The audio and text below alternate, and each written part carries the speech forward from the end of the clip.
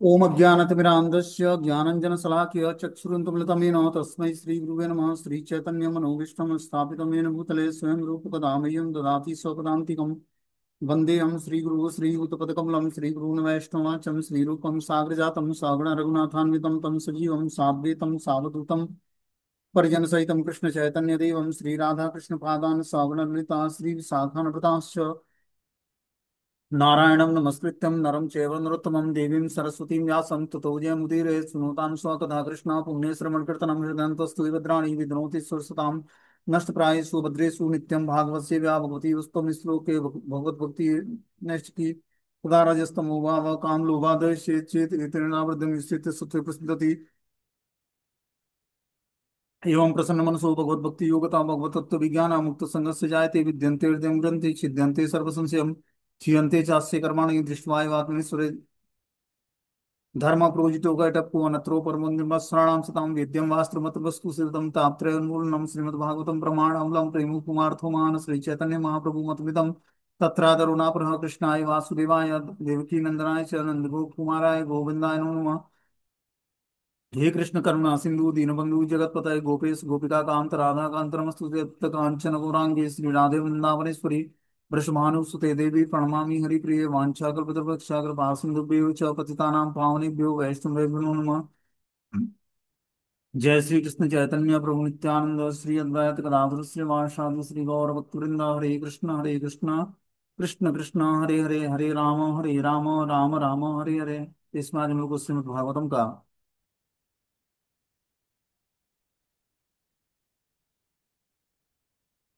स्कंद संख्या 6 अध्याय संख्या 14 और श्लोक संख्या 50 नंबर पढ़ना है। उदय श्रुत्वामृतं पुत्र मौलक्षितांतकं विनष्ट दृष्टि प्रपत्तस्य अस्खलं पंथि स्नेहानुबंधे धितया शुचावृतं विमुक्षितो अनुप्रकृति द्विजेवृतं पपात बालस्य सपादमूले मृतस्य विस्तस्य शिरोरुहाम्बरं दीर्घं श्वसं बाष्पकलोपरोधतो निरुद्धकण्ठो निरुद्ध कंठो न शशांकम भासितुम। जब राजा चित्रकेतु ने सुना कि न तो न जाने कैसे उसका पुत्र मर गया है तो वह प्राय अंधा सा हो गया। पुत्र के प्रति अगाध स्नेह के कारण उसका विलाप जलती हुई अग्नि के समान बढ़ता गया और रास्ते भर वह भूमि पर लगातार गिरता पड़ता और लुढ़कता हुआ उस मृत बालक को देखने गया। अपने मंत्रियों तथा अन्य अधिकारियों द्वारा विद्वान ब्राह्मणों से घिरा हुआ वह राजा वहां पहुंचा और उस ब्राह्मण के चरणों पर उस बालक के चरणों पर अचेत होकर गिर पड़ा। उसके बालक बाल तथा वस्त्र भी अस्त व्यस्त हो गए। जब दीर्घ श्वास लेते हुए राजा को होश आया उसके नेत्र आंसुओं से भरे हुए थे और वो बोल नहीं पा रहा था। तो हम लोगों ने कल स्टोरी सुनी कि जो है राजा चित्रकेतु धन धान्य से संपन्न और पूरे राज्य में पूरे इस संपन्न दृश्य से मतलब आर्थिक दृष्टि से और राजकीय दृष्टि से बहुत ही संपन्न राजा था। उसकी 1 करोड़ रानियां थी लेकिन कोई पुत्र नहीं था। तो अंगिरा ऋषि उनके राज्य में आते हैं और उनसे पुत्र की कामना करता है राजा बहुत ही विनम्रता पूर्वक। तो अंगिरा ऋषि एक यज्ञ करते हैं। यज्ञ से जो प्रसाद प्रकट होता है उसको बड़ी पत्नी को खिला देते हैं। चित्रकेतु महाराज की बड़ी पत्नी को उससे वो गर्भ धारण करती हैं और उसके बाद एक पुत्र होता है उनसे। पुत्र होता है तो जो 1 करोड़ रानियों के बीच में एक पुत्र हुआ और राजा का प्रेम जो है उस रानी से बढ़ता गया जिस रानी का पुत्र हुआ था। बाकी सब रानियों के प्रति प्रेम उतना नहीं रहा जितना पहले था। अब इस कारण से सब द्वेष के कारण उस बच्चे को कि ये राजा का प्रेम हम लोगों को नहीं मिल रहा है इसका कारण ये बच्चा है। इस कारण से बच्चे को उन्होंने जहर देकर मार दिया। जब बच्चा मृत्यु को प्राप्त हो जाता है जब राजा चित्रकेतु ने सुना कि न जाने कैसे उसका पुत्र मर गया है तो वो प्राय अंधा सा हो गया। पुत्र के प्रति अगाध स्नेह के कारण उसका विलाप जलती हुई अग्नि के समान बढ़ता गया। पुत्र वियोग में उसका जो विलाप करना था रोना था वो अग्नि के समान बढ़ता गया। रास्ते भर वो भूमि पर लगातार गिरता पड़ता और लगता हुआ उस मृत बालक को देखने गया। अपने मंत्रियों तथा अन्य अधिकारियों द्वारा विद्वान ब्राह्मणों से घिरा हुआ वह राजा वहां पहुंचा तो उस बालक के चरणों पर अचेत होकर गिर पड़ा। उसके बाल और वस्त्र अस्त व्यस्त हो गए थे। जब दीर्घ श्वास लेते हुए राजा को होश आया तो उसके नेत्र आंसुओं से भरे हुए थे और वो बोल नहीं पा रहा था। आगे बताने की जब रानी ने अपने पति राजा चित्रकेतु को अत्यधिक शोकाकुल और अपने एकलौते पुत्र को मरा हुआ देखा तो वह अनेक अनेक प्रकार से शोक प्रकट करने लगी। इससे रनिवास के समस्त वासियों, मंत्रियों तथा समस्त ब्राह्मणों के हृदय में व्यथा बढ़ गई। बता रहे हैं कि जब रानी ने अपने पति राजा चित्रकेतु को अत्यधिक शोकाकुल और अपने इकलौते पुत्र को मरा हुआ देखा तो अनेक प्रकार से शोक प्रकट करने लगी। जिस रानी का पुत्र प्रकट हुआ था, पैदा हुआ था, वो रानी भी अब जो है शोक को प्राप्त हो जाती है जब राजा चित्रकेतु को शोकित देखती है और इकलौता पुत्र को मरा हुआ देखती है तो। इससे पूरे रनिवास के समस्त वासियों, मंत्रियों और समस्त ब्राह्मणों के हृदय की व्यथा बढ़ गई। जब ये देखा विदीर्ण हृदय राजा चित्रकेतु का और उनकी पत्नी का, जिनका पुत्र था, ये सभी मिलकर रो रहे हैं और शोक व्यक्त कर रहे हैं, तो सारे ब्राह्मण, सारे मंत्री और सारे जितने भी वासी थे वहां के राज्य के, सब शोकित हो गए।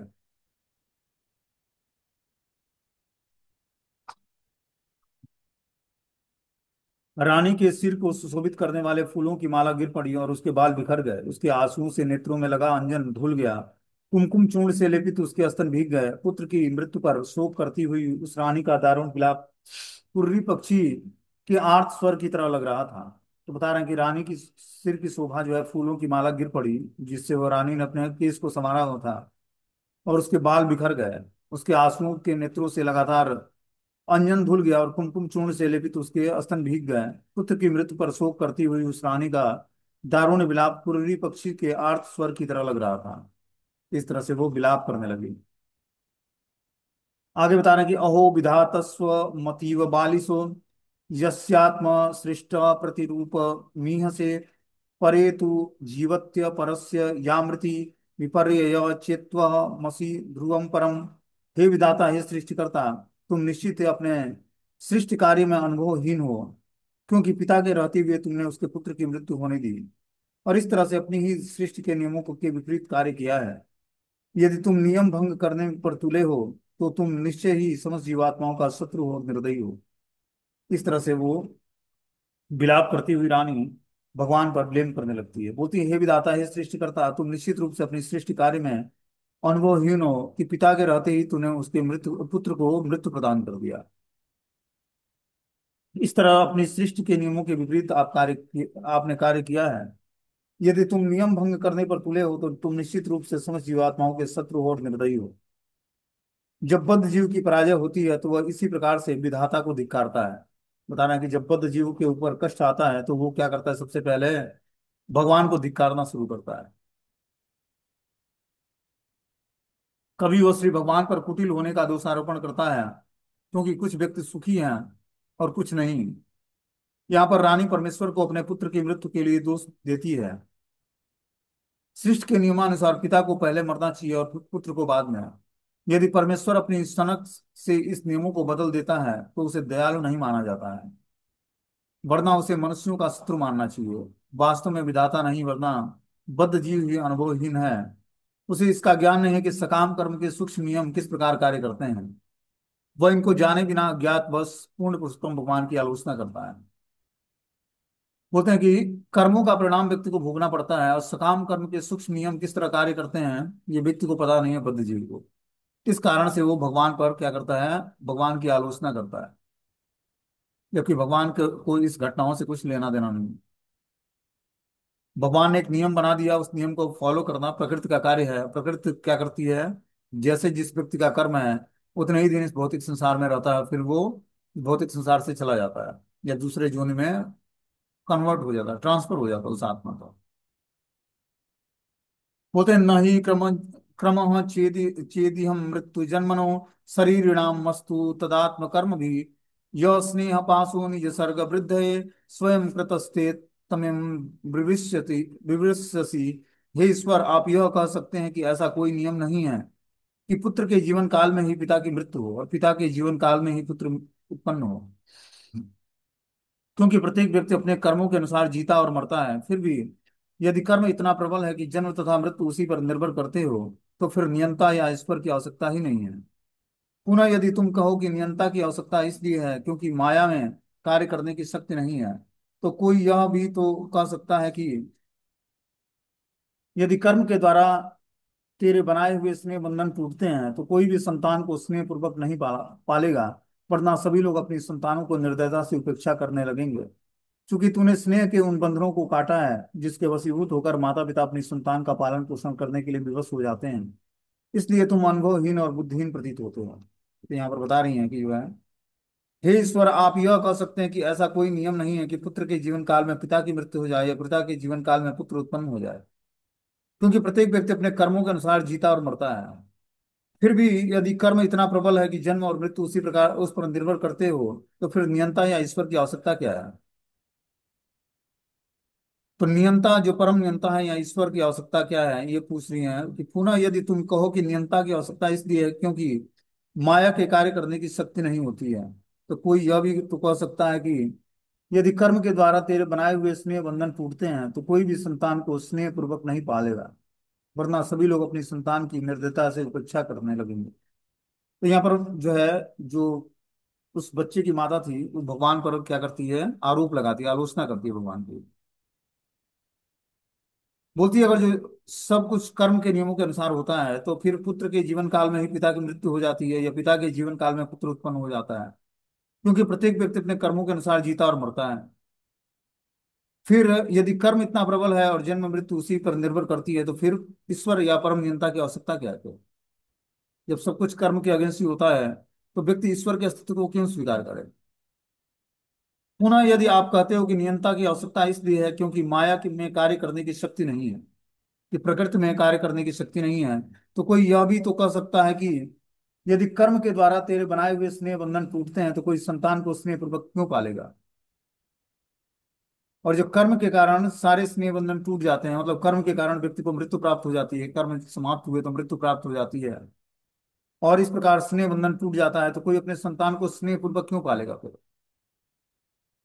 सभी लोग अपनी संतान को निर्दयता से उपेक्षा करने लगेंगे, क्योंकि तूने स्नेह के उन बंधनों को काटा है जिसके वशीभूत होकर माता पिता अपनी संतान का पालन पोषण करने के लिए विवश होते हैं, इसलिए तुम अनुभवहीन और बुद्धिहीन प्रतीत होते हो। भगवान को बताती है कि तुम अनुभवहीन और बुद्धिहीन हो, जिसके कारण स्नेह के उन बंधनों को तुमने काटा है जो माता पिता अपने संतान का पालन पोषण करने के लिए स्नेह के कारण विवश होते हैं।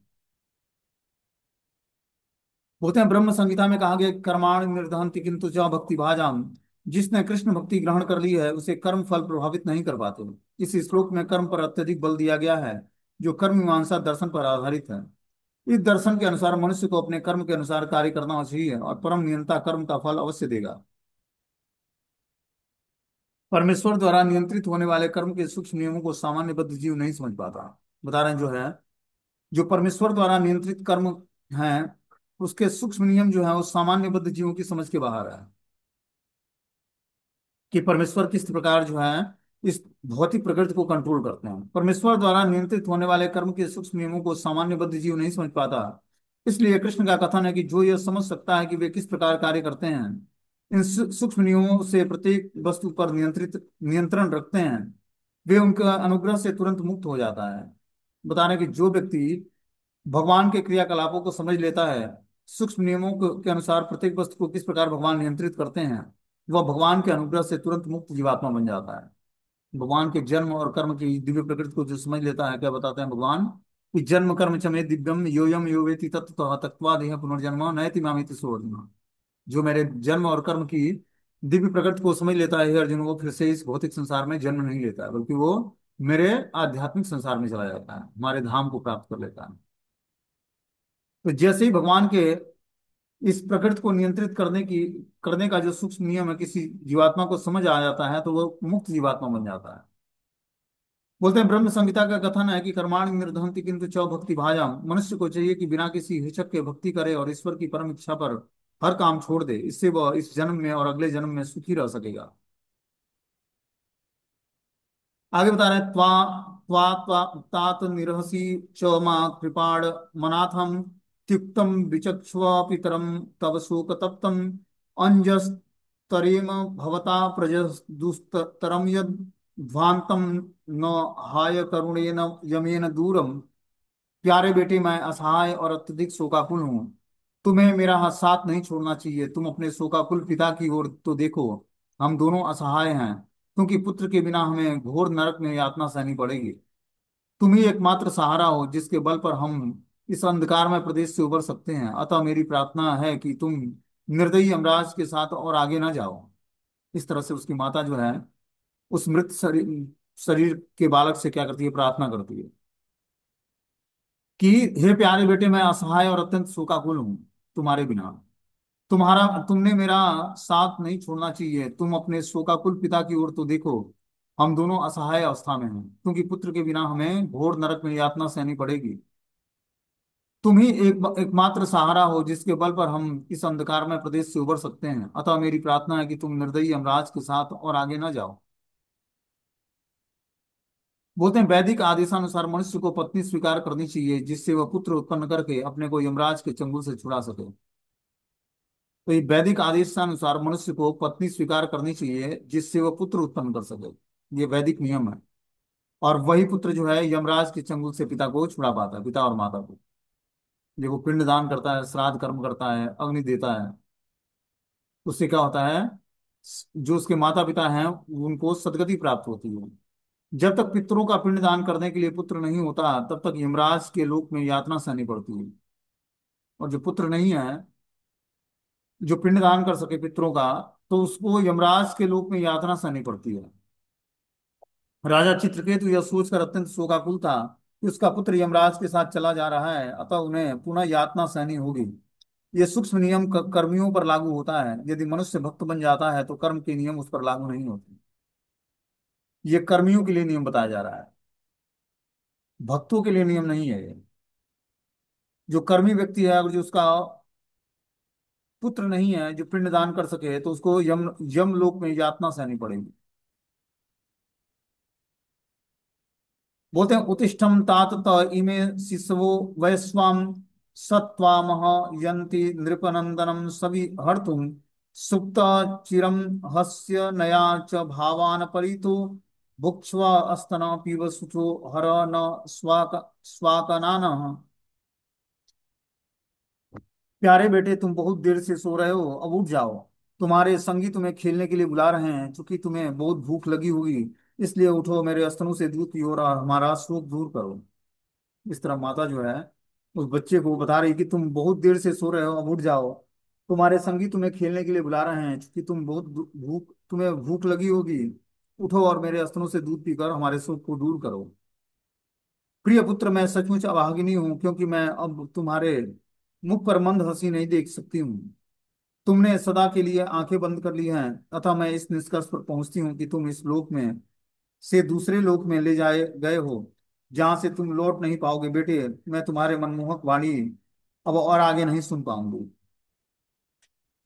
इस तरह से रानी जो है उस मृत बच्चे के शरीर को लेकर जो है शोक व्यक्त करती है। बोलती है, क्योंकि अब मैं तुम्हारे मुख पर मंद हंसी नहीं देख पाऊंगी। तुमने सदा के लिए अपनी आंखें बंद कर ली है। मैं इस निष्कर्ष पर पहुंचती हूँ कि तुम इस लोक में दूसरे लोक में इस लोक से दूसरे लोक में ले जाए गए हो, और तुम लौट कर नहीं आओगे। मैं तुम्हारे मनमोहक वाणी और अब आगे और नहीं सुन सकती। इस पर आगे सुखदेव गोस्वामी बोलते हैं कि बिल पंत्यामृतम पुत्र मिति चित्रम विलापने चित्र के केतु वृषम तप्तो मुक्त कंठोरुरोध।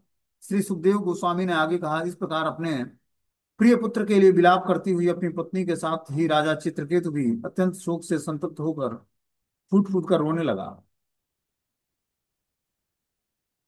तो इस प्रकार पुत्र वियोग में पत्नी के साथ राजा चित्रकेतु भी बहुत ही शोक संतप्त होकर दोनों पति पत्नी रोने लगते हैं। तयो विलप्य पतो सर्वे दंपत्यो तदनुव्रतम रुरुदु अस्मन् नरा नार्यम सर्वमासीद चेतनम।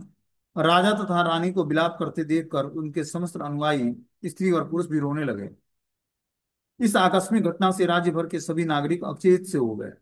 तो पूरा राज्य ही क्या हुआ, अचेत हो गया। जब देखा राजा और रानी दोनों है जो है पुरुष और स्त्री बहुत ही विलाप कर रहे हैं, तो इस आकस्मिक घटना के को देखकर सारे राज्य के सभी नागरिक जो है अचेत से हो गए। बोलते हैं जब अंगिरा ऋषि ने समझ दिया कि राजा शोक समुद्र में मृत प्राय हो चुका है, तो वे नारद ऋषि के साथ वहां गए जो है जब ये अनुभूति हो गई राजा जो है ऋषि को, अंगिरा ऋषि को, कि अब उनका पुत्र मृत्यु को प्राप्त हो गया है, क्योंकि उन्होंने पहले ही बता दिया था कि पुत्र तो प्राप्त होगा लेकिन ये तुम्हारे हर्ष और शोक का कारण बनेगा। अब इस कारण से वो क्या करते हैं, राजा को सांत्वना प्रदान करने के लिए नारद मुनि के साथ अंगिरा ऋषि राज्य में फिर से आते हैं। बोलते हैं आगे अगले अध्याय में, अध्याय 15वां में, स्कंद संख्या 6, अध्याय संख्या 15 और श्लोक संख्या 1 में, श्री सुक उवाच ऊर्चत्तु मृत्य कोपान्ते पतितं मृत्य कोपनम शोकाभिभूत राजन्यम बोधयन्तो सुदुक्त भी। श्री सुखदेव गोस्वामी बोले, जब राजा चित्रकेतु शोकग्रस्त होकर अपने पुत्र के शव के निकट पड़े मृत प्राय हुआ था, तो नारद और अंगिरा नामक दो महर्षियों ने उन्हें आध्यात्मिक चेतना के संबंध में इस प्रकार उपदेश दिया। तो जब जो है राजा चित्रकेतु शोकग्रस्त होकर अपने पुत्र के शव के पास मृत प्राय पड़ा हुआ था, इतना शोकित था वो अपने पुत्र के मृत्यु पर, तब वहां पर नारद और अंगिरा ऋषि जो है उसको आध्यात्मिक चेतना के संबंध में उपदेश देने के लिए वहां पर आते हैं। बोलते हैं, क अयम सयास्त्व राजेन्द्रम भवान यन सुनो सुसोचित त्वाम तास्य कतम सृष्टो पुरे दानी मतम परम। हे राजन, जिस शव के लिए तुम शोक कर रहे हो उसका तुमसे और तुम्हारे उसके साथ क्या संबंध है? तुम कह सकते हो कि इस समय तुम पिता हो और वह पुत्र है, किंतु क्या तुम सोच सकते हो कि यह संबंध पहले भी था? क्या सचमुच अभी भी यह संबंध है? क्या यह भविष्य में भी बना रहेगा? अब जो है दोनों ऋषि मिलकर ज्ञान देना शुरू करते हैं राजा को कि इसका शोक दूर हो जाए। बोलते हैं, हे राजन, जिस शव के लिए तुम शोक कर रहे हो क्या उससे तुम्हें तुमसे और तुम्हारा उससे कुछ संबंध है? तुम कह सकते हो कि इस समय तुम पिता हो और वो पुत्र है, किंतु क्या तुम सोचते हो कि यह संबंध पहले भी था? क्या सचमुच अब भी यह संबंध है या भविष्य में भी बना रहेगा? बोलते हैं, नारद और अंगिरा मुनि ने जो उपदेश दिया वे मोहग्रस्त बद्ध जीव के लिए वास्तविक आध्यात्मिक उपदेश है। जो व्यक्ति भौतिक संसार में किसी के मृत्यु पर शोक करता है या बद्ध जीव क्या करता है, मोहग्रस्त हो जाता है उस व्यक्ति को लेकर, उसके लिए ये संदेश आध्यात्मिक उपदेश है।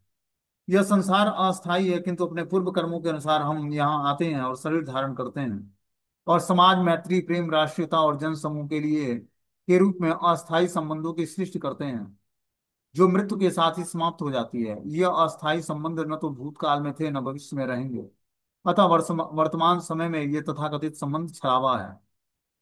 तो बता रहे हैं जो है कि शरीर धारण करता है जीवात्मा अपने पूर्व कर्मों के अनुसार और समाज, मैत्री, प्रेम, राष्ट्रीयता और जन समूह के रूप में अस्थायी संबंधों को की सृष्टि करता है और मृत्यु के साथ सब कुछ संबंध समाप्त हो जाते हैं।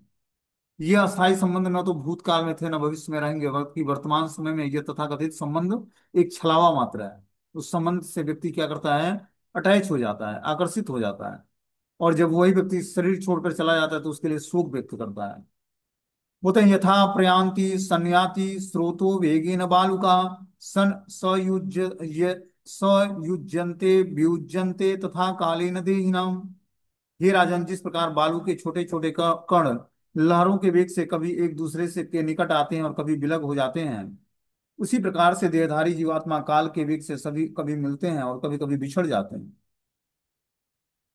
जिस तरह समुद्र में क्या होता है, लहरें उठती हैं तो बालू के छोटे छोटे कण एक दूसरे के निकट आ जाते हैं और कभी विलग हो जाते हैं जल के प्रभाव से, उसी प्रकार देहधारी जीवात्मा काल के वेग से कभी मिलती है और कभी बिछड़ जाती है। बोलते हैं, बद्ध जीव के अज्ञान का कारण उसकी देहात्म बुद्धि है। यह देह भौतिक है, किंतु देह के भीतर आत्मा है। यदि आत्मज्ञान है, दुर्भाग्यवश सांसारिक मोहवश जो व्यक्ति अज्ञान में रहता है वह देह को ही आत्मा मान लेता है। उसे यह ज्ञात नहीं होता कि देह पदार्थ स्वरूप है। ये देहें बालू के छोटे छोटे कणों के समान एक दूसरे के निकट आती है और पुनः काल वेग से पृथक हो जाती है। लोग झूठे ही संयोग और वियोग के लिए शोक करते हैं। बता रहे हैं यहाँ पर कि जो है बद्ध जीव अज्ञान के कारण उसकी देहात्म बुद्धि होती है। यह देह भौतिक है, किंतु देह के भीतर आत्मा है। यदि यही आत्मज्ञान है, आत्मज्ञान जब व्यक्ति प्राप्त कर लेता है तो वो आत्मा की स्थिति को समझने लगता है। दुर्भाग्यवश सांसारिक मोहवश जो व्यक्ति अज्ञान में रहता है वह देह को ही आत्मा मान लेता है, लेकिन जो अज्ञानता में है वह देह को ही आत्मा के रूप में स्वीकार कर लेता है। उसे यह ज्ञात नहीं होता कि देह पदार्थ स्वरूप है। यह देहें बालू के छोटे छोटे कणों के समान एक दूसरे के निकट आती हैं और पुनः काल वेग से पृथक हो जाती हैं। लोग झूठे ही संयोग और वियोग के लिए शोक करते हैं। जब तक वे इसे समझ नहीं लेता तब तक वो सुख का प्रश्न ही नहीं उठता है। जब तक वो आत्मा की स्थिति को नहीं समझ लेगा तब तक वो कभी सुख व्यक्त करेगा और कभी हर्षित होगा। लेकिन जब वो आत्मा को की स्थिति को समझ लेता है तो वो हर्ष सुख से ऊपर उठ जाता है। अतः भगवान ने भगवत गीता के दूसरे अध्याय के 13वें श्लोक में भगवान श्री कृष्ण का सर्वप्रथम उपदेश यही है कि देहिनो अस्मिन् यथा देहे कौमारम यौवनम जरा तथा देहांतर प्राप्ति धीरस्तत्य न मुह्यति। जिस प्रकार बद्ध जीव को इस देह में क्रम से बालपन, यौनावस्था, प्रौढ़ावस्था और वृद्धावस्था की प्राप्ति होती है, उसी तरह मृत्यु होने पर अन्य देह की प्राप्ति हो जाती है। कि जिस प्रकार शरीर में अनेक परिवर्तन होते हैं, पहले बाल्यकाल होता है, फिर यौन अवस्था आती है, फिर जो है वृद्धावस्था आ जाती है। इस तरह से शरीर में जो है अनेक परिवर्तन होते हैं समय समय पर। उसी प्रकार मृत्यु होने पर अन्य देह जीवात्मा धारण कर लेता है। स्वरूप सिद्ध धीर पुरुष इससे मोहित नहीं होता। हम देह नहीं है, वरना हम सभी इस देह में बंदी बने आध्यात्मिक जीव हैं। हमारी वास्तविक रुचि इस सामान्य तत्व को जान लेने में है, तभी हम आगे आध्यात्मिक उन्नति कर सकेंगे। अन्यथा यदि हम देहात्म बुद्धि में बने रहेंगे तो हमारी दयनीय भौतिक अस्तित्व सदा सर्वदा के लिए बना रहेगा। हम शांति तथा सुख के लिए कितना ही राजनीतिक तालमेल, सामाजिक कल्याण कार्य, चिकित्सा सहायता और अन्य कार्यक्रम क्यों न बना लें, यह कभी नहीं चल सकता है। हमें एक एक करके भौतिक जीवन के सभी कष्ट उठाने ही होंगे। इसलिए भौतिक जीवन को दुखालयम, अशाश्वतम और असुखम लोगों का आगार कहा गया है। तो बता रहे हैं कि हम शांति और सुख के लिए कितना ही राजनीतिक तालमेल, सामाजिक कल्याण कार्य, चिकित्सा सहायता और अन्य कार्यक्रम क्यों न बना लें, यह कभी भी चलने वाला नहीं है।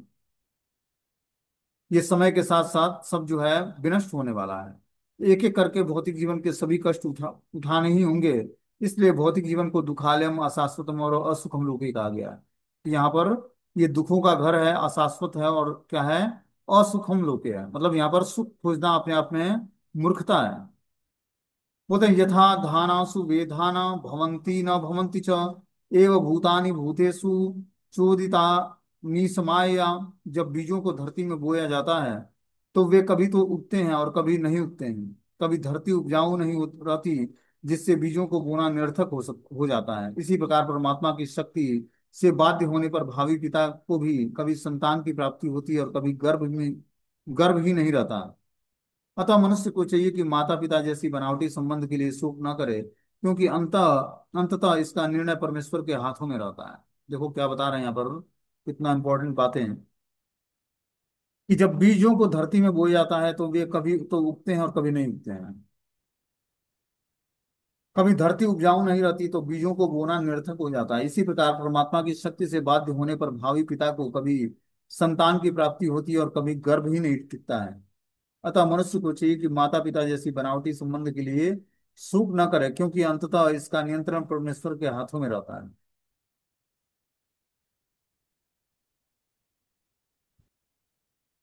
बोलते हैं वास्तव में महाराजा चित्रकेतु को पुत्र प्राप्त ही नहीं होना था। यद्यपि उसके सैकड़ों हजारों स्त्रियों से विवाह किया, किंतु वे सभी बांझ निकली और उससे एक भी पुत्र उत्पन्न नहीं हुआ।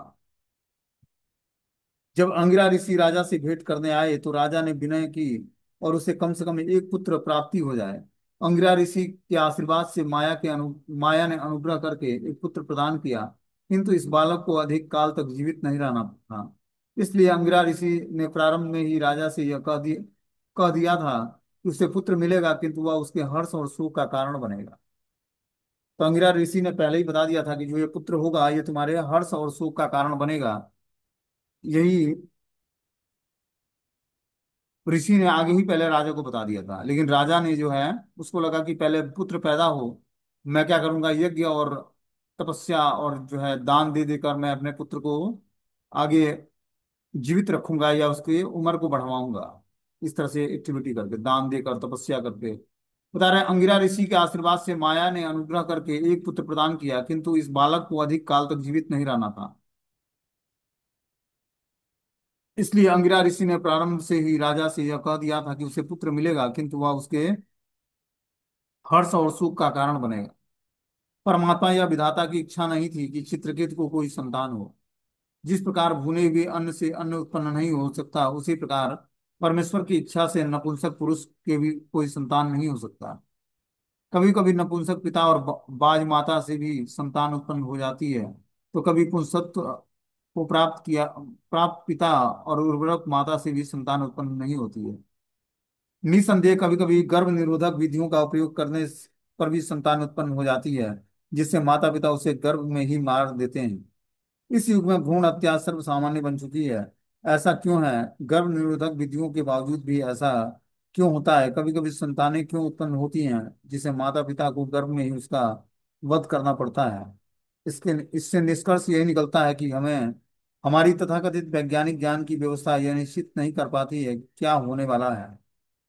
जो कुछ भी होता है वह तो वास्तव में परमेश्वर की इच्छा पर निर्भर करता है।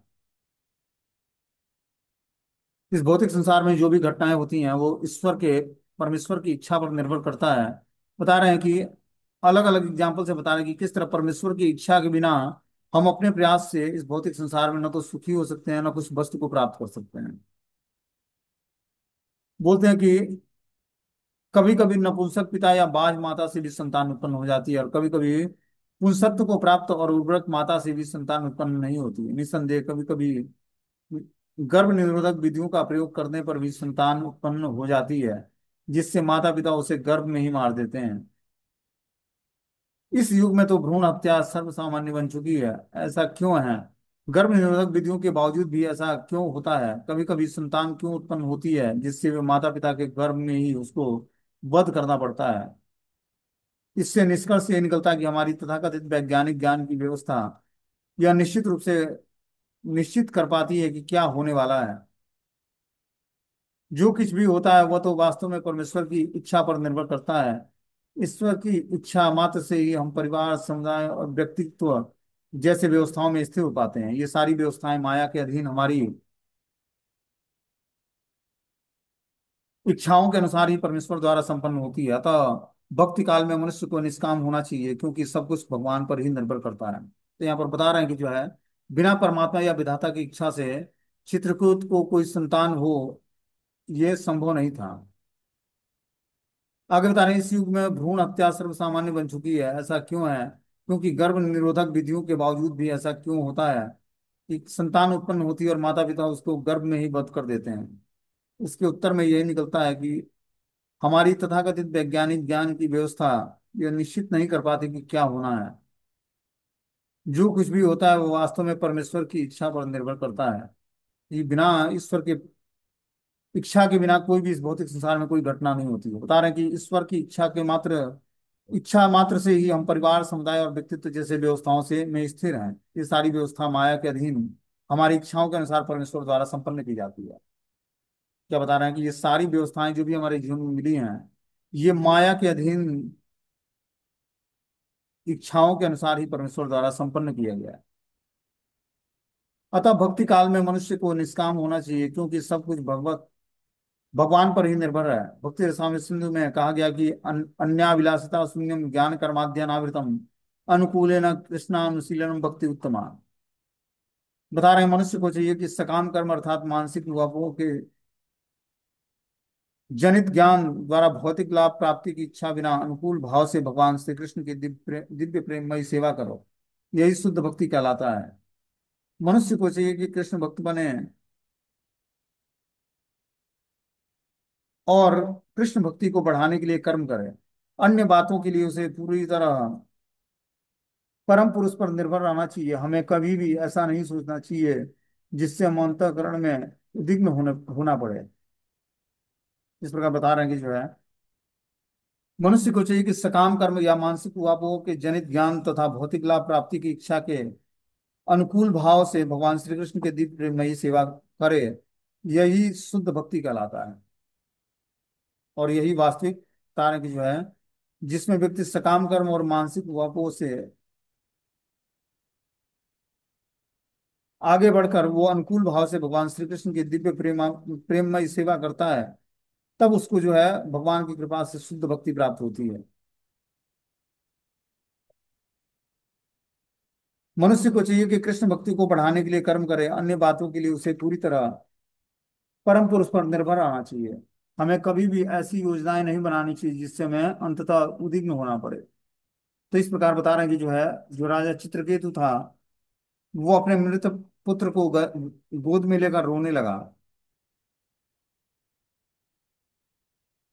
और इस प्रकार बता रहे हैं कि सब कुछ परम पुरुष पर निर्भर करता है। हमें कभी ऐसी योजना बनानी चाहिए जिससे हमें अंततः उद्विग्न होना पड़े। बता रहे हैं कि जो है, हमें कभी कभी ऐसी योजना नहीं बनानी चाहिए जिससे हमें अंततः उद्विग्न होना पड़े।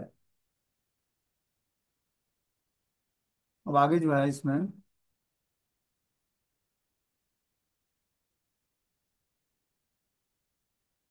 बोलते हैं, मायावादी दर्शन का कहना है कि ब्रह्म सत्य जगत मिथ्या। ब्रह्म अर्थात जीव तो सत्य है, किंतु उसकी वर्तमान देह की स्थिति मिथ्या है।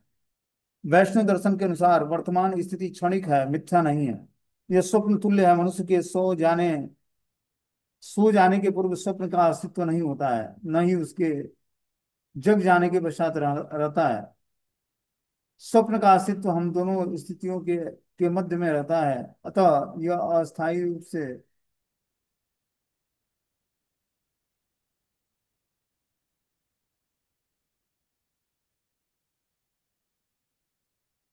बता रहे हैं यहाँ पर कि ब्रह्म अर्थात जीव तो सत्य है, किंतु उसकी वर्तमान देह की स्थिति मिथ्या कहलाती है। वैष्णव दर्शन के अनुसार वर्तमान स्थिति क्षणिक है और मिथ्या दर्शन है। यह स्वप्न तुल्य है। मनुष्य को चाहिए कि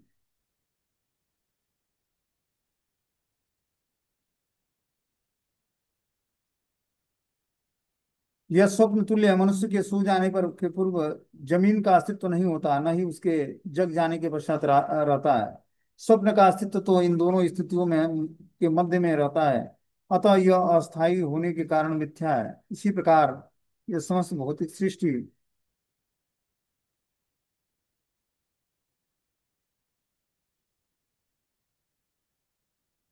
बता रहे हैं कि इसी प्रकार यह समस्त भौतिक सृष्टि जिससे हमारी अपनी सृष्टि और दूसरी की सृष्टि सम्मिलित है, अस्थाई है। स्वप्न की स्थिति में न तो कोई सोने के पूर्व और न जागने के पश्चात ही सुख व्यक्त करता है। स्वप्न की स्थिति अर्थात स्वप्न जैसी स्थिति को ही हमें वास्तविक ज्ञान नहीं मान लेना चाहिए। यही उसके लिए सुख का कारण बनता है और यही वास्तविक ज्ञान है। यानी कि जो है, वास्तविकता तो यही माना जाएगा कि न ही उसके लिए शोक करना चाहिए, यही वास्तविक ज्ञान है। इसके लिए शोक नहीं करना चाहिए जो भक्ति के अनफेवरेबल लोग हैं, उसके लिए शोक नहीं करना चाहिए, और न ही उनसे कुछ याचना करनी चाहिए। यही वास्तविक ज्ञान बता रहे हैं, यही वास्तविक ज्ञान है। अब आगे जो है छठा श्लोक हम लोग कल पढ़ेंगे। हरे कृष्ण।